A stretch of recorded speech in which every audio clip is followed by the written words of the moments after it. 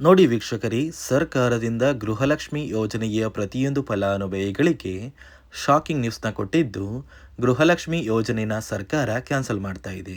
ಹೌದು ವೀಕ್ಷಕರೇ, ಕಳೆದ 2 ತಿಂಗಳಿಂದ ಸಾಕಷ್ಟು ಫಲಾನುಭವಿಗಳು ನಮ್ಮ ಬ್ಯಾಂಕ್ ಖಾತೆಗೆ ಹಣ ಬರ್ತಿಲ್ಲ ಅಂತ ಹೇಳ್ತಾ ಇದ್ರಿ.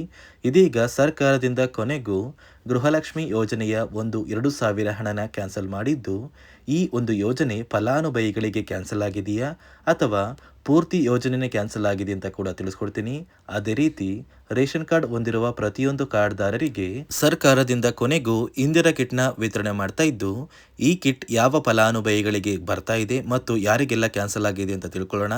ಅದೇ ರೀತಿ ನಾಳೆ ಬುಧವಾರ ನವೆಂಬರ್ 19ರಂದು ಕರ್ನಾಟಕದ ಒಟ್ಟು 26 ಜಿಲ್ಲೆಗಳಿಗೆ ಗೃಹಲಕ್ಷ್ಮಿ ಯೋಜನೆಯ 2 ತಿಂಗಳ 6,000 ಹಣ ಜಮಾ ಆಗಲಿದೆ.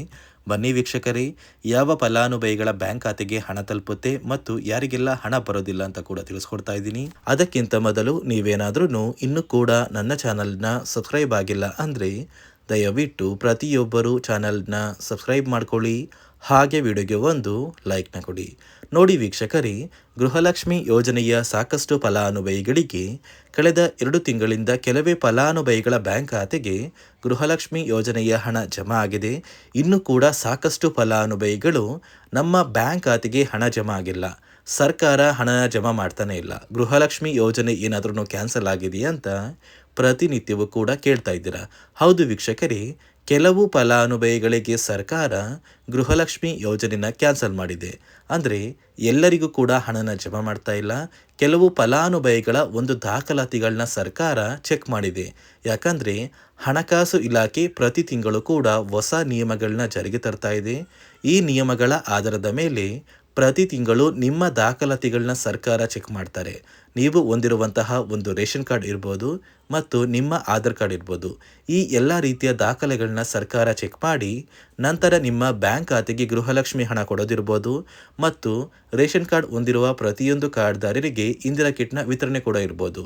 ಎಲ್ಲ ನಿಯಮಗಳನ್ನ ಪಾಲಿಸಿದರೆ ಮಾತ್ರ ಈ ಗೃಹಲಕ್ಷ್ಮಿ ಹಣ ಮತ್ತು ಇಂದಿರಾ ಕಿಟ್ನ ನೀವು ಪಡ್ಕೋಬೋದು. ಅದೇ ಒಂದು ಕಾರಣಕ್ಕೆ ಸುಮಾರು 4 ಲಕ್ಷಕ್ಕಿಂತ ಅಧಿಕ ಫಲಾನುಭವಿಗಳಿಗೆ ಈ ಬಾರಿ ಗೃಹಲಕ್ಷ್ಮಿ ಹಣ ಮತ್ತು ಇಂದಿರಾ ಕಿಟ್ನ ಸರ್ಕಾರ ಕ್ಯಾನ್ಸಲ್ ಮಾಡಿದೆ.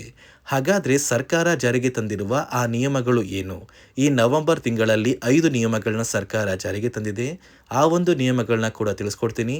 ಅದಕ್ಕಿಂತ ಮೊದಲು ನಾಳೆ ಬುಧವಾರ ನವೆಂಬರ್ 19ರಂದು ಕರ್ನಾಟಕದ 26 ಜಿಲ್ಲೆಗಳ ಪ್ರತಿಯೊಂದು ಫಲಾನುಭವಿಗಳಿಗೆ ಗೃಹಲಕ್ಷ್ಮಿ ಯೋಜನೆಯ 24ನೇ ಕಂತಿನ ಹಣ ಮತ್ತು 25ನೇ ಕಂತಿನ ಹಣ, ಅಂದರೆ ನಿಮ್ಮ ಬ್ಯಾಂಕ್ ಖಾತೆಗೆ ಸೆಪ್ಟೆಂಬರ್ ಮತ್ತು ಅಕ್ಟೋಬರ್ ತಿಂಗಳ ಒಟ್ಟು 4,000 ಹಣನ ಸರ್ಕಾರ ಜಮಾ ಮಾಡ್ತಾ ಇದೆ. ಯಾವ ಜಿಲ್ಲೆಗಳಿಗೆ ಹಣ ಜಮಾ ಆಗಲಿದೆ ಅಂದರೆ ಮೊದಲಿಗೆ ಬಾಗಲಕೋಟೆ, ಬೆಂಗಳೂರು ನಗರ, ಬೆಂಗಳೂರು ಗ್ರಾಮಾಂತರ, ಬೆಳಗಾವಿ, ಬಳ್ಳಾರಿ, ಬೀದರ್, ವಿಜಯನಗರ, ಚಾಮರಾಜನಗರ, ಚಿಕ್ಕಬಳ್ಳಾಪುರ, ಚಿತ್ರದುರ್ಗ, ಚಿಕ್ಕಮಗಳೂರು, ದಕ್ಷಿಣ ಕನ್ನಡ, ದಾವಣಗೆರೆ, ಧಾರವಾಡ, ಗದಗ, ಕಲಬುರಗಿ, ಹಾಸನ, ಹಾವೇರಿ, ಕೊಡಗು, ಕೋಲಾರ, ಕೊಪ್ಪಳ, ಮಂಡ್ಯ, ಮೈಸೂರು, ರಾಯಚೂರು, ರಾಮನಗರ, ಶಿವಮೊಗ್ಗ, ತುಮಕೂರು ಮತ್ತು ಉಡುಪಿ ಈ ಜಿಲ್ಲೆಗಳ ಪ್ರತಿಯೊಂದು ಫಲಾನುಭವಿಗಳಿಗೆ ಸರ್ಕಾರ ಗೃಹಲಕ್ಷ್ಮಿ ಯೋಜನೆಯ ಒಟ್ಟು 2 ತಿಂಗಳ 4,000 ಹಣನ ಜಮಾ ಮಾಡ್ತಾ ಇದೆ. ನೋಡಿ ಸ್ನೇಹಿತರೆ, ಈ ಬಾರಿ ನಿಮ್ಮ ಬ್ಯಾಂಕ್ ಖಾತೆಗೆ ಕೇವಲ 2 ತಿಂಗಳ 4,000 ಹಣ ಮಾತ್ರ ಬರೋದು. ಒಂದು ವೇಳೆ ಸಾಕಷ್ಟು ಗೃಹಲಕ್ಷ್ಮಿ ಯೋಜನೆಯ ಇಂದಿನ ತಿಂಗಳ ಹಣ ಪೆಂಡಿಂಗ್ ಇದ್ದರೆ ಈ 4,000 ಹಣನ ನಿಮ್ಮ ಬ್ಯಾಂಕ್ ಖಾತೆಗೆ ಸರ್ಕಾರ ಜಮಾ ಮಾಡೋದಿಲ್ಲ.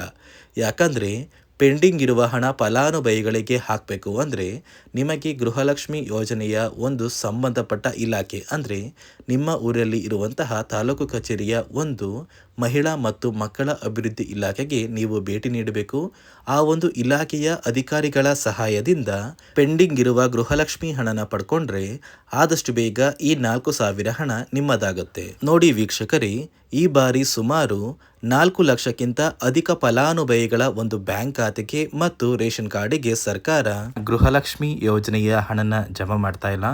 ಕಾರಣ ಏನು ಅಂದರೆ ನಿಮ್ಮ ಬ್ಯಾಂಕ್ ಖಾತೆಗೆ ಡೆಬಿಟ್ ಮೂಲಕ ಹಣ ಜಮಾ ಮಾಡುವಂತಹ ಸಂದರ್ಭದಲ್ಲಿ ಸರ್ಕಾರ ಸಾಕಷ್ಟು ಫಲಾನುಭವಿಗಳ ಒಂದು ಬ್ಯಾಂಕ್ ಖಾತೆಗೆ ಹಣ ಜಮಾ ಮಾಡೋದನ್ನು ಕ್ಯಾನ್ಸಲ್ ಮಾಡಿದೆ.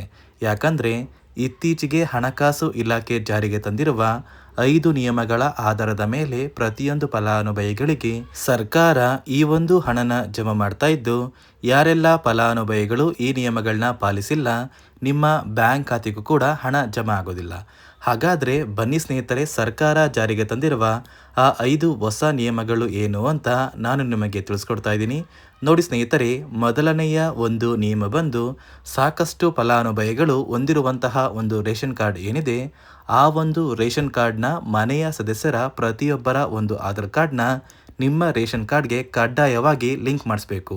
ಅಂದರೆ ಈ ಒಂದು ಲಿಂಕ್ ಮಾಡಿಸುವಂತಹ ಒಂದು ಪ್ರೊಸೀಜರ್ಗೆ ಸರ್ಕಾರ KYC ಅಂತ ಕರೀತಾರೆ. ನಿಮ್ಮ ರೇಷನ್ ಕಾರ್ಡ್ಗೆ ಇನ್ನೂ ಸಹ KYC ಆಗಿಲ್ಲ ಅಂದರೆ ನಿಮ್ಮ ಬ್ಯಾಂಕ್ ಖಾತೆಗೆ ಸರ್ಕಾರ ಮುಂದಿನ ದಿನಗಳಲ್ಲಿ ಗೃಹಲಕ್ಷ್ಮಿ ಯೋಜನೆಯ ಹಣನ ಕ್ಯಾನ್ಸಲ್ ಮಾಡುತ್ತೆ.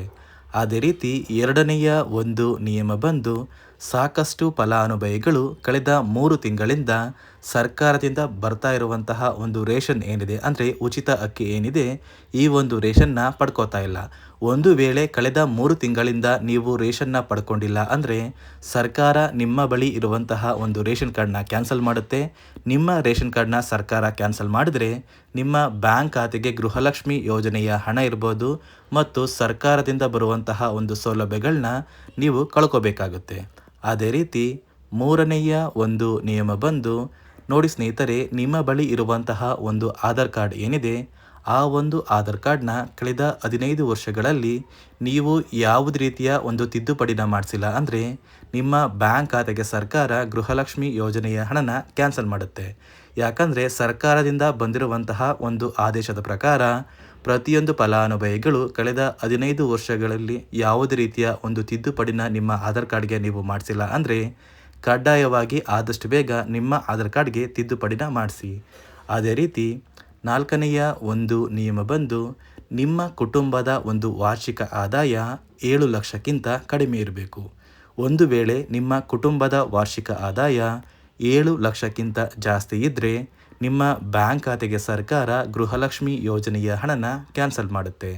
ಅದೇ ರೀತಿ ಐದನೆಯ ಒಂದು ನಿಯಮ ಬಂದು, ನಿಮ್ಮ ಕುಟುಂಬದ ಸದಸ್ಯರು ಅಥವಾ ಗೃಹಲಕ್ಷ್ಮಿ ಯೋಜನೆಯ ಫಲಾನುಭವಿಗಳು ಯಾರು ಕೂಡ ಸರ್ಕಾರಿ ನೌಕರರಾಗಿ ಕಾರ್ಯನಿರ್ವಹಿಸ್ತಾ ಇರಬಾರ್ದು. ಒಂದು ವೇಳೆ ನಿಮ್ಮ ಕುಟುಂಬದಲ್ಲಿ ಯಾರೇ ಆಗಿದ್ರೂ ಸರ್ಕಾರಿ ನೌಕರರಾಗಿ ಕಾರ್ಯನಿರ್ವಹಿಸ್ತಾ ಇದ್ದರೆ ನಿಮ್ಮ ಬ್ಯಾಂಕ್ ಖಾತೆಗೆ ಗೃಹಲಕ್ಷ್ಮಿ ಯೋಜನೆಯ ಹಣ ಕ್ಯಾನ್ಸಲ್ ಆಗುತ್ತೆ. ಈ 5 ನಿಯಮಗಳ ಆಧಾರದ ಮೇಲೆ ಪ್ರತಿಯೊಂದು ಫಲಾನುಭವಿಗಳಿಗೆ ಸರ್ಕಾರ ಹಣ ಜಮಾ ಮಾಡ್ತಾ ಇದೆ. ಒಂದು ವೇಳೆ ನೀವು ಈ 5 ನಿಯಮಗಳನ್ನ ಪಾಲಿಸಿಲ್ಲ ಅಂದರೆ ನೀವು ಕೂಡ ಗೃಹಲಕ್ಷ್ಮಿ ಯೋಜನೆಯ ಹಣದಿಂದ ವಂಚಿತರಾಗಬೇಕಾಗುತ್ತೆ. ನೋಡಿ ವೀಕ್ಷಕರೇ, ನಿಮ್ಮ ಬ್ಯಾಂಕ್ ಖಾತೆಗೆ ನಾಳೆ ಬುಧವಾರ ನವೆಂಬರ್ 19ರಿಂದ ಗೃಹಲಕ್ಷ್ಮಿ ಯೋಜನೆಯ 2 ತಿಂಗಳ 4,000 ಹಣ ಜಮಾ ಆಗ್ತಾ ಇದೆ. ಪ್ರತಿಯೊಂದು ಫಲಾನುಭವಿಗಳು ಕೆಲವೇ ದಿನಗಳಲ್ಲಿ ಈ 4,000 ಹಣನ ಪಡ್ಕೋತೀರಾ ಅಂತ ಹೇಳ್ತಾ, ಇದಿಷ್ಟು ಸರ್ಕಾರದಿಂದ ಬಂದಿರುವಂತಹ ಒಂದು ಹೊಸ ಮಾಹಿತಿಯಾಗಿದೆ. ನಾನು ಕೊಟ್ಟಿರುವಂತಹ ಮಾಹಿತಿ ನಿಮಗೆ ಇಷ್ಟ ಆಗಿದ್ದಲ್ಲಿ ದಯವಿಟ್ಟು ಪ್ರತಿಯೊಬ್ಬರೂ ನನ್ನ ಚಾನಲ್ನ ಸಬ್ಸ್ಕ್ರೈಬ್ ಮಾಡ್ಕೊಳ್ಳಿ. ಹಾಗೆ ವಿಡಿಯೋಗೆ ಒಂದು ಲೈಕ್ನ ಕೊಡಿ.